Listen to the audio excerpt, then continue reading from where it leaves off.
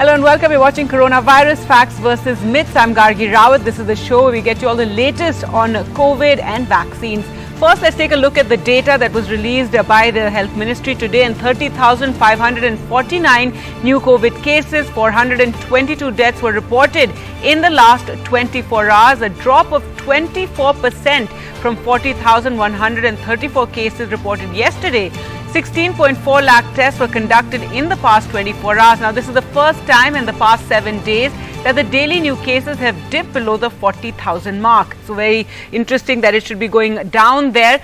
Now, let's focus on a forecast for the third wave. And researchers at IIT have said that India may see another rise in COVID cases as soon as August end, with the third wave peaking with less than 1 lakh infections a day in a best case scenario, or it could even go up to 1.5 lakhs in a worst case scenario. Now, the peak may be in October, but it also depends on various factors like more infectious variants emerging, also how the cases are being managed in Maharashtra and Kerala. Those are the states that have been reporting through this pandemic the maximum number of cases. Well, to talk more about this study, we're joined by Professor Mathukumalli Vidyasagar, head National COVID Supermodel Committee, IIT Hyderabad, and Professor Manindra Agarwal, Professor Department of Computer Science and Engineering at IIT Kanpur. Thank you so much both for joining us. And Professor Vidyasagar, first I'd like to start with you. If you could tell us about this forecast, this projection that you've come up with, and hopefully we will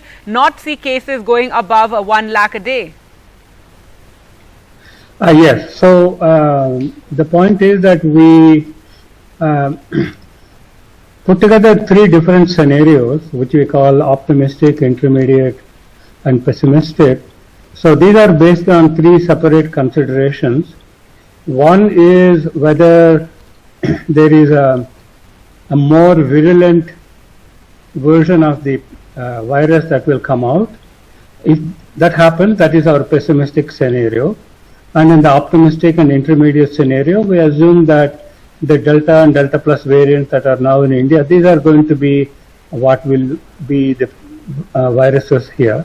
The second consideration is the extent to which the antibodies that people have developed during the first and second waves, how long will they last?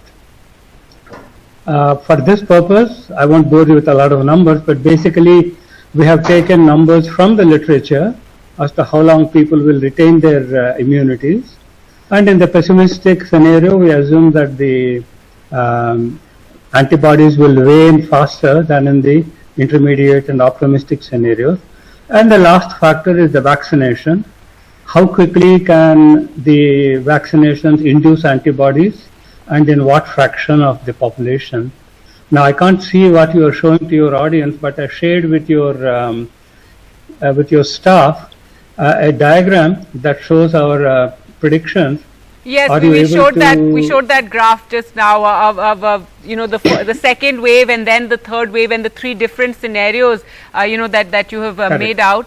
All right, Professor Agarwal, if you could also tell us about factors that have been taken into consideration that could influence these outcomes or these forecast numbers that you have come up with. Also, the emergence of new variants, which hopefully will not happen, and Kerala and Maharashtra, the key role they play. Yeah, thank you. As Professor Sagar said, the key factors we took into account is possible emergence of new variant, the loss of immunity, as well as vaccination. Now, regarding the possibilities of, for example, Kerala and Maharashtra, these are the 2 states who are contributing maximum number of cases today. The primary reason is that both the states have a lower seropositivity than most of the other states, which means that they have a lot more susceptible population available for getting infected, and that's why you're seeing higher numbers there. But so far, we are not seeing emergence of any new variant. The INSA-CoG group is closely monitoring using genome sequencing samples from all over the country, and they have not reported any new variant. We are also monitoring from our side through model whether the contact rate has jumped in any region, which is an indicator of a more infectious variant. So far, nothing has been seen. And therefore, we remain hopeful that we are going to end up in the optimistic scenario, the one that we projected. And there you see some rise in number of cases. That is essentially due to the fact that once the lockdown restrictions get lifted, which they are happening now, there will be more movement of people and some naturally little more number of infections. Right. Professor Vidyasagar, as you predicted, the cases are going to start to rise by the end of August already. We're seeing the R number is going up. It's crossed 1. It's at 1.01. And that is something that does raise alarms in the sense that we know the infection is spreading, faster. I can't imagine any serious scientist getting alarmed because the effective reproduction rate is 1.01. That doesn't make any sense at all. No, but the fact that it's crossed 1, that means it's now rising. Yes, well, that is what Professor Agarwal said, that when it crosses 1, the extent to which it crosses 1 determines the rate of the rise. So 1.01 is essentially an imperceptible rise. And the kind of gentle rise that we have forecast, even in the optimistic scenario, does correspond to numbers that are even slightly higher than 1.01. Something like 1.1 or something along those lines. So there's nothing to get alarmed about. And the other point that I think both Professor Agarwal and I would like to make, in fact, the entire Sutra consortium, is that these lockdowns are not a sustainable solution. Sure. We have to find a way of getting out of this lockdown mentality. And we tell anybody who asks us that you have to find an exit path. And when you do that, you will see a gentle increase in cases, but so long as the medical healthcare system does not get overwhelmed, then we should be able to cope. Well, the way out of a lockdown would have been to vaccinate the maximum number of people as possible, and so to give them that protection, so even if they do get infected, it's not such a serious illness, and that is something that we failed at between the first and second wave, when we took a very slow pace of vaccination. Now we are trying to hurry it up, but it's still lack of vaccine doses is a big issue. Professor Agarwal, if you would talk a bit about that, that is one way to avoid lockdowns. And you're also talking about how the Sero survey recently found that high rates of infection were there in states like UP and MP, whereas it was very low in Kerala, which has gone through a lot of restrictions. Yeah, so vaccination is certainly going to help in managing the fallout of infectious cases, and we are picking up now, as you can see, monthly rate data. Regarding whether we could have done better earlier or something, that vaccines take time. You can't set up a plan to manufacture vaccine overnight. It is just impossible. It requires investment. It requires time. Now one can debate whether it could have been done a month or two earlier or later. That's something I'm not getting into. However, the point I wish to make is it is incorrect to expect that at the drop of hat we will have 50 crore vaccines available. That's not feasible. Second, regarding the higher seropositivity in states like UP, Bihar versus Kerala and Maharashtra, it's very clearly because very extended periods of lockdown in Kerala and Maharashtra as compared to UP and Bihar and many other states. And that's the point Professor Sagar mentioned, that long lockdowns don't really help because they just delay the inevitable, and that's what is happening. One is seeing in Kerala. Had Kerala not been so strict with lockdown, perhaps the numbers today would have been much lower. All right, so that's a very interesting, point that you're making. Dr. Vidyasagar, anything more that you'd like to add? Yeah, just to reinforce what Professor Agarwal said, that the states like UP, Madhya Pradesh, Bihar, Rajasthan, Gujarat, all of which saw high peaks earlier, are now seeing double-digit daily case numbers and single-digit death numbers. So that's because in some sense they have allowed the pandemic to work through the system, whereas extended lockdowns are essentially just postponing the inevitable. There is an illusion in the short run that you have controlled the pandemic, but sooner or later it blows up in your face, as we're seeing in a couple of states in the country. Right. Well, the hope is that during the lockdown you can vaccinate more people and, better your healthcare systems. Thank you so much, professors, for joining us on this forecasting system that you've come up with. And we'll wait and see. Hopefully, we will see that best case scenario where the numbers stay below 1 lakh a day. Thank you so much. Well, let's now focus on the UK, where the vaccination drive is going well and most restrictions in England have been dropped. The first passengers have also begun to arrive in the UK after rules changed to allow people fully vaccinated in the US and EU to avoid quarantine. With more than 85 million COVID vaccine doses administered in the UK, the country is now offering an array of incentives to encourage people to get the vaccine. Many younger people who haven't. There are also reports that even booster vaccinations against COVID could reportedly be offered to as many as 32 million Britons from next month alongside flu jabs. To talk more about this, we're joined by Dr. Veer Pushpak Gupta, physician, National Health Service, involved in research as well. Thank you so much, Doctor, for joining us on the show again. So first and foremost, tell us what the situation is like in the UK. The vaccination drive is moving well. Most restrictions have been eased, and now travelers are also being allowed in from the US and EU.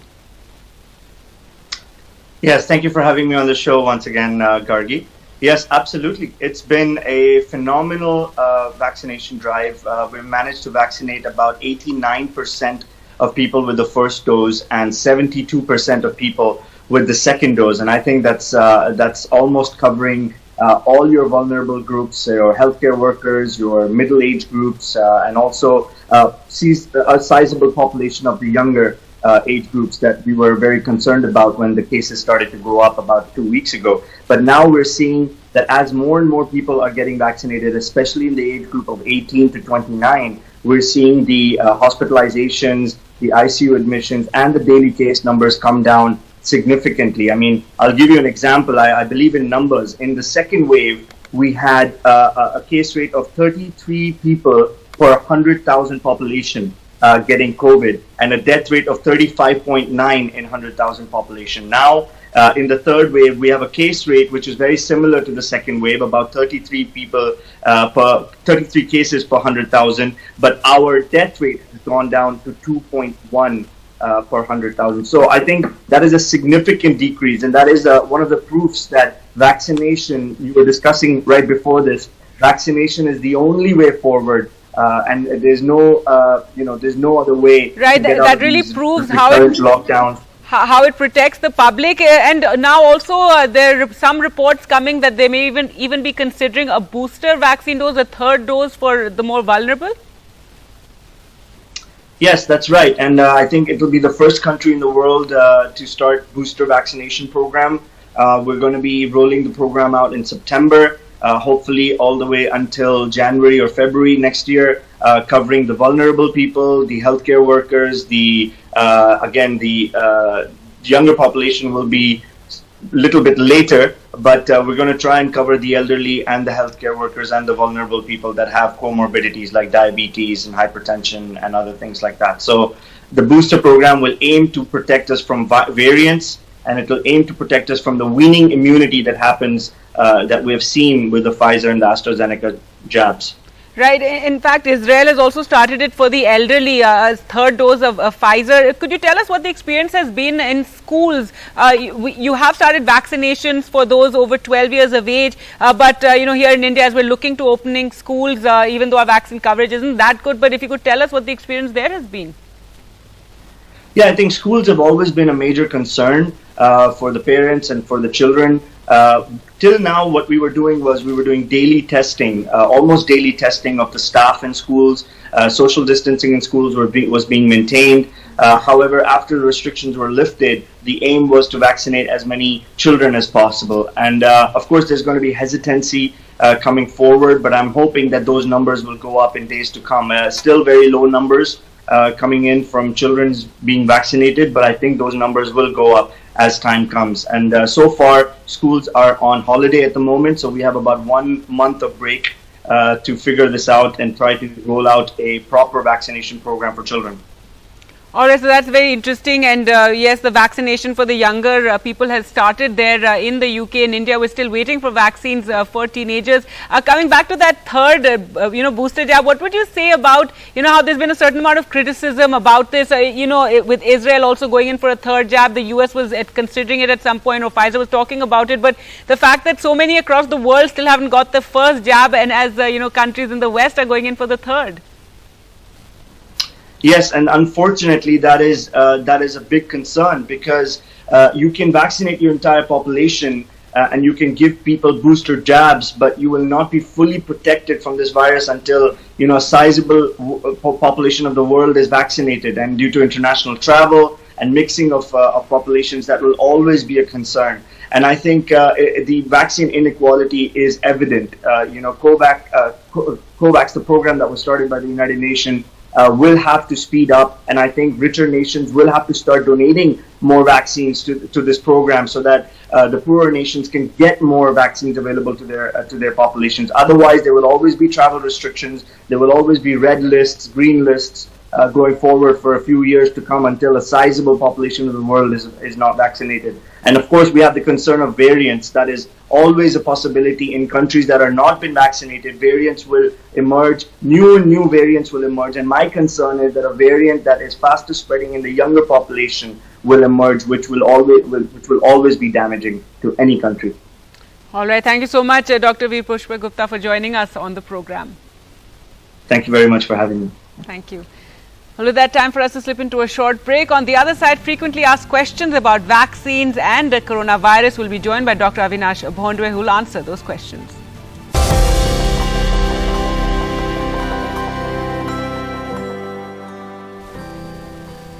Now for our special campaign, Vaccinate India, in partnership with Google, where we discuss many questions that all of you have about the vaccines, about COVID, questions that you often Google and look up online. And to answer those questions, we're joined by Dr. Avinash Bhondwe, Senior Physician and former President, IMA Maharashtra. Thank you so much, sir, for joining us. And one of the questions that people often ask is about immunity and vaccines, and how long does it take to develop immunity after a COVID vaccine? Yeah, the immunity we get by COVID vaccine is usually after 2 doses, that is complete vaccination. You get it around 85% at the whole for the old type of virus, that is for SARS-CoV-2. But it is found that for this new variant, the Delta variant, we are having 33% less. So 60 to 70% immunity is earned for the, is rather developed for the Delta variant. So that is one of the this thing. But somehow, along with that, we are getting key type of immunity also, which is a hidden immunity. And when we get infection, that time it is expected. Suppose now it is showing that you are having 85% or 70% immunity. But once the virus enters in your body, that T cell immunity and other immunity types, they also get activated, and it's a chance that it is already proven that they will be protected against most of the variants. And chances are very less. And secondly, once you get immunized, full immunized, both doses, after 15 days, there is, even if you are infected, then the chances that you become very serious is very less. And of course, the hospital admissions have gone down, and chances of getting death after vaccination is very, very less. So this has been proved not only in India, but all over the world. Right, and doctor, going forward, right now, of course, the focus is on vaccinating, all the adults by the end of the year. But going forward, we could also be requiring a booster dose. We're already seeing in Israel for the elderly who are more vulnerable, they are giving a booster dose. Yeah, that is definitely because of these variants are rather giving less immunity, and especially it is seen in the elder population, as well as those who are having some comorbid conditions like diabetes, blood pressure, heart disease. They are rather getting more and more infections. Their immunity is going down for these vaccinations. So it has been decided by the Israel government, as well as in UK, also in some other countries, that they are going to give the third dose. As far as this vaccination concerns, the third dose will give the higher level of immunity, and they will protect them very well. But as far as in India, we have to complete the second dose first. We are very 7 to 8% population is just having 2 dosages. So for us, it's a distant future. Right, and Doctor, you were talking about, the immunity and antibodies developing, and that's something people have now started measuring their antibodies, they get tested. What would you say about that? Yeah, that is wrong. That is wrong. That's what I said, that getting after vaccination, getting antibodies is one thing, one type of immunity. Yes. But the development of T cell immunity or the B cell immunity, you cannot measure it. There are so many other things also which come after the vaccination, which you cannot measure, which rather this immunity is expressed only when there is infection. So checking your immunity is okay, but don't say that I got only 50% or I got only 20%. It is not like that. Right. Once you get immunity, it is definitely you are getting all types of immunities after the vaccine. So you can check, but don't predict your well-being on that. And don't get anxious about it. And another question that people often look up is, should mothers who have COVID breastfeed? Yeah, definitely. Recently, the government of India is opened vaccination all for the pregnant women as well as for the lactating women. So definitely lactating mothers can take, rather they should take, because there is a chance that this immunity could be transferred to their baby, to their feeding. All right. So you recommend that is there any steps they should take, or is it just good to just go ahead and breastfeed? Yeah, go ahead. It is rather announced by Government of India that all the lactating mothers can take, all the pregnant women also can take, even those who have planned pregnancies, they can take, and they are expecting delivery in few days or few months, they can also take. So there is no contraindication for taking vaccine as far as the pregnancy and lactation is concerned. All right. Well, thank you so much, Doctor, for joining us on the show. Thank you. Thank you.